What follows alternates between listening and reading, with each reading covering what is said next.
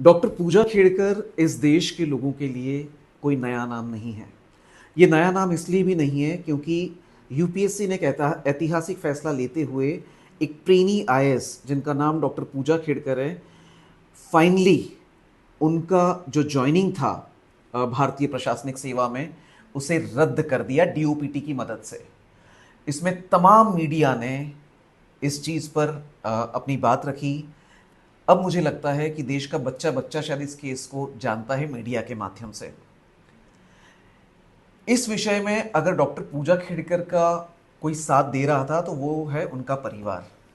बाकी सारे लोग इस पूरे केस में, मुझे ऐसा लगता है, सत्य के साथ थे। मेरे सामने दिलीप खेड़कर साहब बैठे हुए और मुझे आज भी लगता है कि सत्य जो है वो ये था कि यूपीएससी को गुमराह किया गया। हमारे सामने दिलीप खेड़कर साहब है, लेकिन हम उनसे पूछते हैं, खेड़कर साहब, क्या आपका आपका क्या बोलना है इस बात पर जब मेरे जैसे लोग ये कहते हैं कि चूंकि आपकी तो बेटी है लेकिन कहीं ना कहीं 12 अटेम्प्ट देके डॉक्टर पूजा खेड़कर ने यूपीएससी को एक तरह से गुमराह किया है। नहीं, देखिए, अपने देश में भले कोई भी अपराधी हो, आपके हिसाब से अगर पूजा खेड़कर को आप अपराधी कहेंगे तो उनका पक्ष रखने का अधिकार होता है। तो जब से ये उसका केस स्टार्ट हुआ है तो तब से लेके उसको या उसके पिताजी को या उसके घर वाले जो कुछ भी है उनको उनकी बाजू रखने के लिए, उनका पक्ष रखने के लिए किसी ने भी वहाँ जो कुछ भी ये जो है अपॉर्चुनिटी है वो दी नहीं है।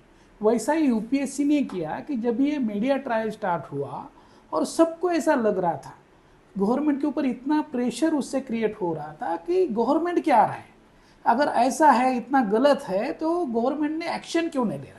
इसीलिए रातों रात सब डिपार्टमेंट इतने एक्टिव हो गए और हर एक ने ये कोशिश करना, दिखाने की कोशिश की है कि देखो हम इनको सपोर्ट नहीं कर रहे, ये गलत है तो हम एक्शन ले रहे हैं। वैसा ही यूपीएससी ने किया। यूपीएससी ने भी उसको कुछ भी अपॉर्चुनिटी नहीं दी।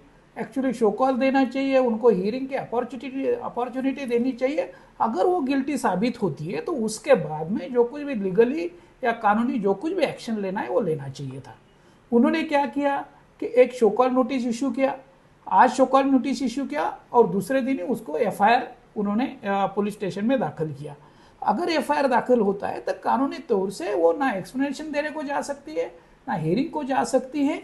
और ऐसे टाइम में उन्होंने उसमें से ये निकाला कि अगर आप अपने 7 दिन के अंदर इसका रिप्लाई देना चाहिए। दूसरे साइड से एफआईआर था, इसलिए वो रिप्लाई नहीं दे सकी।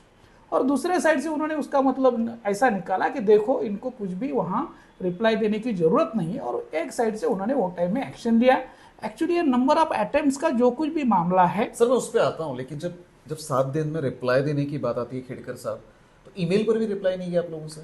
क्या होता है कि ईमेल पे देना उसमें पर्सनल अपॉर्चुनिटी होती है, ईमेल में भी रिप्लाई देना है तो सब डॉक्यूमेंट कलेक्ट करना, क्योंकि इतने 7, 8, 10, 12 साल का जो कुछ भी डॉक्यूमेंट है, डॉक्यूमेंट के साथ में रिप्लाई देना चाहिए।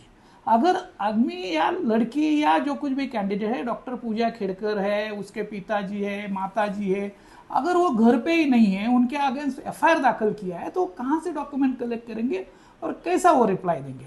तो सिचुएशन ऐसा क्रिएट किया था जानबूझ के, उसमें बहुत सारे उसके पीछे बहुत सारे चीज़ें हैं कि जिस तरह उसके तरह से उससे माध्यम से इनको जितना तकलीफ दे सके उतना तकलीफ देने की कोशिश की। आप जब कहते हैं जानबूझ के, तो क्या कोई व्यक्ति विशेष या कोई संस्था इसके पीछे, मतलब ऐसा आप क्यों कह रहे हैं जानबूझ के? मतलब ये तो आपका कहना हुआ कि भाई आपको टारगेट किया गया।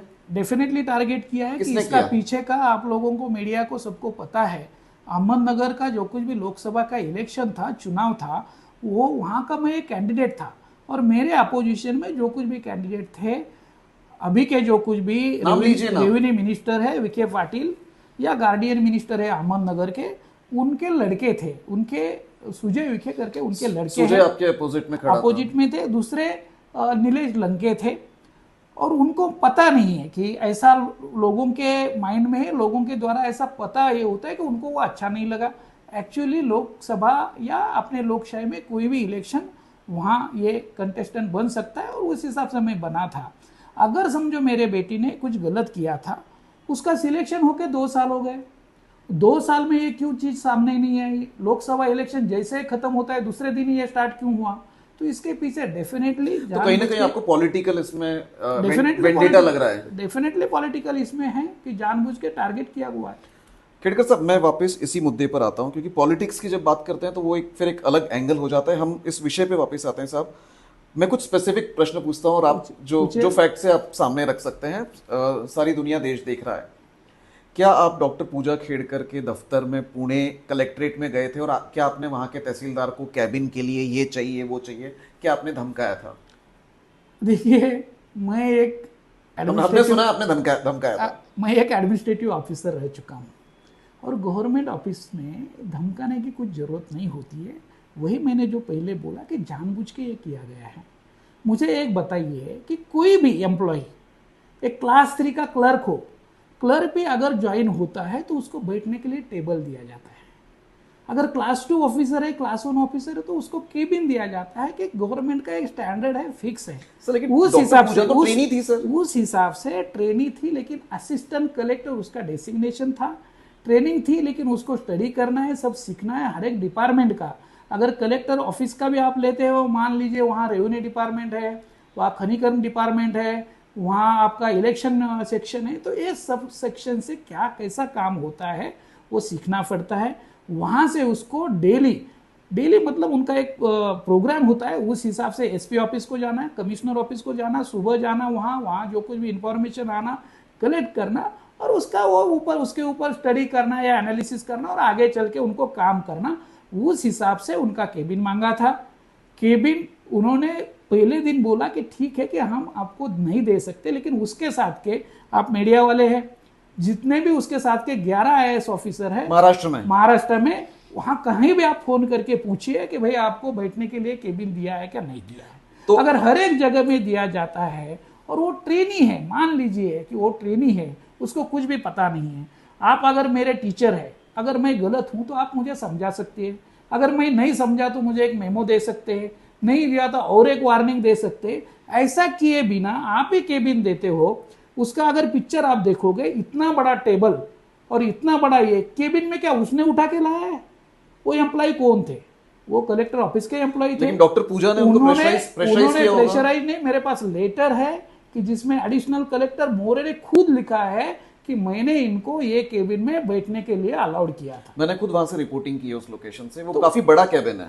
तो उसका उन्होंने यही कहा इतने में। तो उसका पीछे का एक और थोड़ा सा हिस्ट्री है कि ये जो इनका ट्रेनिंग था महाराष्ट्र का, वो यशोदा के अंडर, जैसा वहाँ का मसूरी के अंडर होता है लबासना का, वैसा ही महाराष्ट्र का ट्रेनिंग यशोदा के अंडर होता है। तो इन्होंने वहाँ बोला कि सर मुझे बैठने के लिए, मैं लेडी हूँ, मुझे सेपरेट बाथरूम चाहिए। तो उन्होंने ऐसा बातों बातों में उन्होंने बोल दिया। तो उन्होंने यहाँ कलेक्टर और एडिशनल कलेक्टर मोरे को फोन किया था। वो टाइम में हो सकता है यशोदा के डायरेक्टर, हाँ यशोदा के डायरेक्टर ने, कि भाई इनका लेडी है, देख लो इनका क्या है। तो मुझे खुद मोरे साहब ने बोला कि वो जो कुछ भी यशोदा के डायरेक्टर है वो मेरे गुरु जैसे है, और ये मेरा खुद का ये एंटी चेम्बर है, इसको सेपरेट एंट्री है, सेपरेट बाथरूम है, मैं इनको दे रहा हूँ। और वो नीचे बैठने से, मतलब 5th फ्लोर पे उनका सबका ये एडिशनल कलेक्टर और कलेक्टर का था, तो बोले 4th फ्लोर पे बैठने से अच्छा है कि आप यहाँ बैठ जाइए। और उन्होंने मेरे सामने, और एक है वो भी चाहिए तो वीडियो सीसीटीवी में वो ये कर सकते, दूसरा कोई तो भी विजिटर था, उनके सामने उन्होंने कर्मचारी को बुलाया, सिपाही को बुलाया, और कल इनका मैडम का टेबल और कुर्सी यहाँ लगना चाहिए, नेम प्लेट लगना चाहिए, उन्होंने खुद बोला।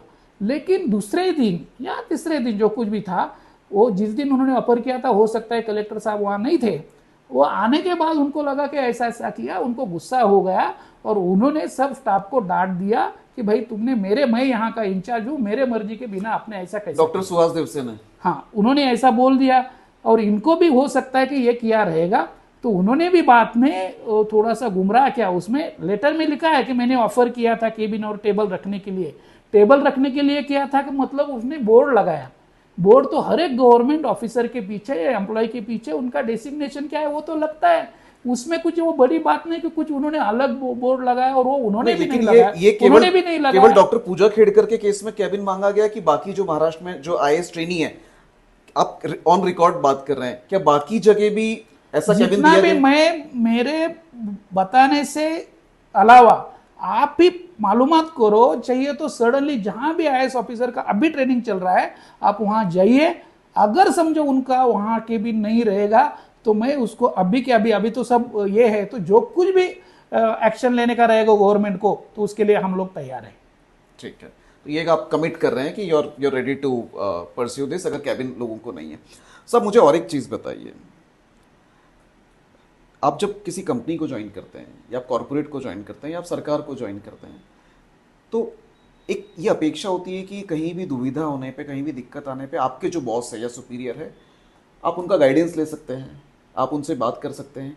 लेकिन वो कुछ व्हाट्सएप वाले मैसेजेस भी हम लोगों ने देखे जिसमें कहा गया था कि इज माई कैबिन रेडी, इस तरीके के जो मैसेज थे, वो क्या चक्कर है व्हाट्सएप के जो कम्युनिकेशन नहीं, वायरल हुई है? इसमें क्या था कि यशोदा में जब भी वो ट्रेनिंग के लिए आई तो यहाँ वो मिलने के लिए आई थी, और ऐसे बातों बातों में उनको इनिशियली बहुत सब लोग अच्छे थे, कुछ दिक्कत नहीं। उन्होंने बोला था कि ठीक है कि पूजा का जो कुछ भी बैठने का है, वहाँ का जो कुछ भी ये है आरडीसी है, उनको बोला था कि ठीक है भाई इनका बैठने का ये करो। यहाँ तक बात हुआ था हॉर्बली कि उनको जो कुछ भी एक तालुका देने के लिए होता है कि तहसीलदार करके एक 2-3 महीने पोस्ट होती है, कौन सा तालुका दे, ये सब इनफॉर्मल बातें हुई थी। उसी हिसाब से उन्होंने लेकिन बोला आपको था। लगता है ये सारी जो ये जो पूरा वाकया है, ये सारी जो चीज़ें हुई है, खास करके व्हाट्सएप चैट का लीक होना और ये जो कैबिन वाली कहानी है, इसने कहीं ना कहीं इस पूरे केस को काफ़ी गर्मा दिया?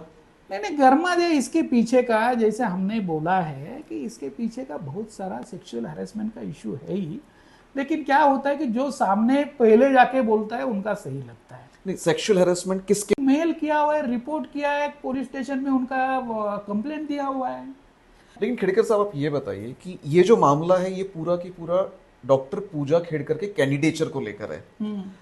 और अब आप आज इस इंटरव्यू में या वहां पर भी जो हुआ वाशिम में, आप इसे हैरेसमेंट की ओर लेकर? नहीं, इसमें देखिए, अगर आप क्रोनोलॉजी देखोगे ना, अगर आपने क्रोनोलॉजी देखोगे तो ऐसे बोलोगे नहीं। ये स्टार्ट कहीं से हुआ, आपका केबिन से स्टार्ट हुआ, आपका वो गाड़ी जो चैट से लीक हुए उसके बाद उन्होंने ये किया। वो जो कुछ भी रिपोर्ट था वो मीडिया के हाथ में क्यों गया? जानबूझ के दिया गया। अगर उतना ही उनका गलती था, उनका ही रिपोर्ट करना है, एक तो उनका उनका पहले एक्सप्लेनेशन लेना चाहिए था, क्योंकि ऐसा ऐसा तुमने किया है, तुम्हारा क्या कहना है, उसके बाद में रिपोर्ट करना चाहिए था, उसको वार्निंग देना चाहिए था। तो लेकिन जानबूझ के ये उसके रिपोर्ट पहले बना ओपन हो के गया वो कि रिपोर्ट किया उन्होंने, और फिर रिपोर्ट करने के बाद जानबूझ के मीडिया के साथ में छोड़ा, जानबूझ के वो ओबीसी है करके उसके साथ में उसका जो कुछ भी सिलेक्शन लिस्ट है वो मीडिया के साथ में छोड़ा। उसमें लोगों को पता था कि मैं क्लास 1 ऑफिसर हूँ। किसी को भी पता लगता है, अरे इनके पिताजी तो क्लास 1 ऑफिसर है, मान लीजिए 1.5-2 लाख रुपए पगार है, इनको सैलरी है, तो 24 लाख या 20 लाख इनका तो सैलरी हो जाता है। और नॉन क्रिमिलियर का अगर 8 लाख का लिमिट है तो ये तो फेक है ओबीसी। तो फिर वहां से जो चालू किया, इनका ओबीसी फेक है, गलत है, उन्होंने दूसरे कैंडिडेट का ये किया वो किया, ऐसा चालू हुआ। जहां से ये मंडल आयोग का ओबीसी 27% स्टार्ट हुआ है, 93 का जीआर है। अभी मेरे पास जीआर नहीं, चाहिए तो आप देख लीजिए, उसमें क्लियरली लिखा है कि ओबीसी नॉन क्रिमिलियर किसको अलाउड है, किसको अलाउड नहीं है। उन्होंने सब कैटेगरी दिया है। शॉर्ट में 1-2-4 कैटेगरी में बताता हूँ। जो कुछ भी कॉन्स्टिट्यूशनल पोस्ट है, उनके लड़के या लड़कियां को वो अलाउड नहीं, नॉन क्रिमिलियर में आते नहीं है। जिसका जो डायरेक्ट रिक्रूटमेंट है क्लास 1 का, मान लीजिए एमपीएससी यूपीएससी के थ्रू जिनका चयन हुआ है, उनके सन हो या डॉटर हो, उनको अलाउड नहीं है। अगर क्लास 2 ऑफिसर को सिलेक्शन हुआ है और विद इन 40 आवर वो क्लास 1 ऑफिसर बनते तो उनको अलाउड नहीं है। लेकिन गवर्नमेंट में अगर क्लास 3 का एंट्री होता है और उसके बाद में उसका क्लास 1 ऑफिसर भी बन जाते हैं, तो उनके लड़कियों को, वो लड़का हो या लड़की हो, उनको अलाउड है। उस कैटेगरी में मैं आता हूँ, ये रिकॉर्ड पे है। महाराष्ट्र गवर्नमेंट का महाराष्ट्र स्टाफ सिलेक्शन बोर्ड था, 89 में मेरा वहाँ क्लास 3 के पोस्ट पे सिलेक्शन हुआ, 10 साल में वो पोस्ट में था। उसके बाद में डेपुटेशन में महाराष्ट्र पोल्यूशन कंट्रोल बोर्ड में मुझे भेजा गया, क्योंकि वो जो कुछ भी पोल्यूशन का एक्ट था पहले बॉयलर डिपार्टमेंट के पास था, वो बाद में पोल्यूशन बोर्ड को ट्रांसफर किया, उसके साथ में मुझे डेपुटेशन में भेजा गया।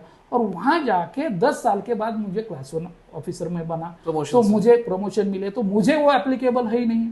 दूसरी बात, जो कुछ भी एग्रीकल्चर इनकम होता है वो उसमें कंसिडर करना नहीं, मतलब सैलरी कंसिडर करना नहीं है और उसको एग्रीकल्चर इनकम करना नहीं है। और इसके अलावा जो कुछ भी इनकम है, पिछले 3 साल का इनकम है, वो अगर 8 लाख के ऊपर नहीं जाता है आपका, तो आपको ओबीसी का नॉन क्रिमिलियर अलाउड है। अभी इन्होंने आपने जो कुछ भी अभी मतलब अभी निकाला। मैं सीधा मुद्दे पर आता हूँ। हम लोगों ने आपके घर के सामने से भी रिपोर्टिंग की है। ठीक है। आपका जो बंगला है मेरे हिसाब से वो करोड़ों रुपए का बंगला है आपका, ठीक है, और आप कह रहे हो कि आप क्रीमी लेयर में नहीं आते हैं। वही तो मैं आपको बोल रहा हूं कि उसमें जो प्रोविजन है, समझो अगर मेरा सैलरी है, ठीक है, मेरा 1.5 आप लाख। ऑडी कार चला रहे हो। सुनो सुनो ना, मैं आता हूं आपके हर एक पॉइंट में